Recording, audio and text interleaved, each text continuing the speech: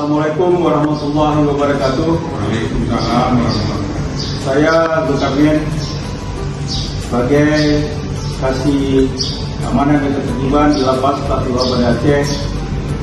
Kami mengucapkan terima kasih banyak kepada Bapak Kapolda Aceh yang telah mengantarkan kami kurma Ramadan. Mudah-mudahan menjadi berkah bagi Bapak Kapolda Aceh.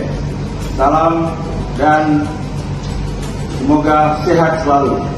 Terima kasih. Assalamualaikum warahmatullahi wabarakatuh. Waalaikumsalam warahmatullahi wabarakatuh. Assalamualaikum warahmatullahi wabarakatuh. Waalaikumsalam warahmatullahi wabarakatuh.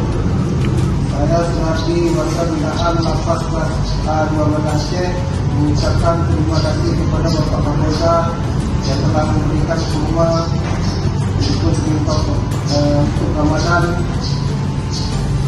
Semoga Bapak Kapolda sehat selalu. Terima kasih, amin. Assalamualaikum warahmatullahi wabarakatuh.